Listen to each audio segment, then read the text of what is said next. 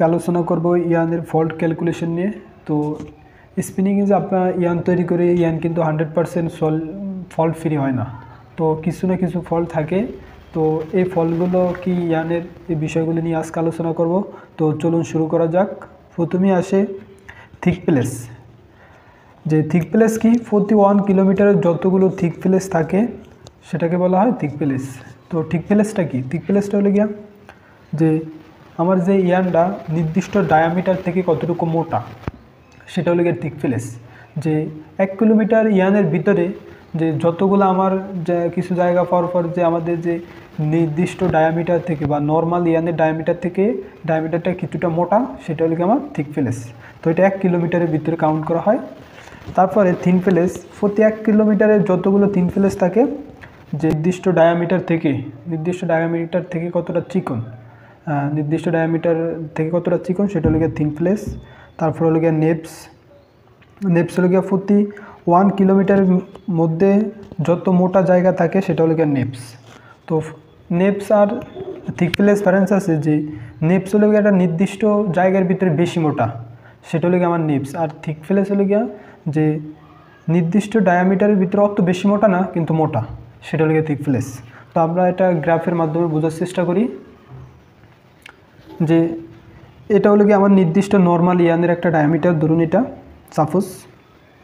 আর উপরের দিকে হলে কি আমার পজিটিভ, মানে মোটা বিষয়টা বোঝানো হচ্ছে, আর নিচের দিকে হলে কি আমার নেগেটিভ, মানে কি এখানে চিকনের বিষয়টা বোঝানো হচ্ছে। যেমন ধরুন এই হলে কি আমার একটা নির্দিষ্ট ইয়ান, এই ইয়ানের ভিতরে এই যে দেখেন এদিকে মোটা, তো এরকম 1 কিলোমিটারের ভিতরে এমন মোটা জায়গা কতগুলো আছে সেটি আমার থিক প্লেস। তো এই যে দেখুন এখানে যে নির্দিষ্ট যে ইয়ানের নর্মাল ডায়ামিটারটা আছে সেটাকে আমি 100% দিছি, যত উপরে যাইব তত পার্সেন্ট বাড়বে। তো ধরুন এই ইয়ানের ভিতরে এই নির্দিষ্ট একটা জায়গার ভিতরে এতটুকু মোটা, সেটা কত পার্সেন্ট, 30%। আবার ধরুন আরেকটা মোটা, সেটা কত 50%। আরেকটা মোটা, সেটা ধরুন 50-এর উপরে, 70, এরকম। তো এরকম জায়গাগুলো কতগুলো আছে সেটা আমার কি থিক প্লেস। এখন আসুন থিন প্লেস, যে ইয়ানের এই নর্মাল ডায়ামিটার থেকে ইয়ানটা কতটুকু মোটা, চিকন, সরি এখানে মাইনাস যেহেতু, তাহলে চিকন। ধরুন একটা আছে নির্দিষ্ট ডায়ামিটারে যাওয়ার পরে কিছুটা চিকন হয়ে গেছে, সুতরাং আবার কিছুটা চিকন হয়ে গেছে, আবার কিছুটা চিকন হয়ে গেছে। তো এটা হলে গিয়ে কি আমার থিন প্লেস, ঠিক আছে। আর এখন আসেন যে বিষয়টা, সেটা হলে গিয়ে কি নেপস। তো নেপস বিষয়টা কি, ধরুন এইটা হলে গিয়ে আমার নর্মাল একটা ইয়ানের ডায়ামিটার, এই নর্মাল ইয়ানের ডায়ামিটারের ভিতরে দেখা যাচ্ছে যে নির্দিষ্ট জায়গায় বেশি করে আমার মোটা, ঠিক আছে, এখানে মোটাটা আমার বেশি, নির্দিষ্ট জায়গার ভিতরে কিন্তু মোটাটা আমার বেশি, সেটা হলো কি আমার নেপস। তো নেপস বেসিক্যালি ধরা হয় যে 200%, ঠিক আছে, প্লাস 200%-এর উপরে, সেটা হলো কি আমার নেপস। তো একটা স্পিনিং ফ্যাক্টরির যে কোয়ালিটি ডিপেন্ড করে তার কত ভালো প্রোডাকশন দিতে পারে সেটার উপরে।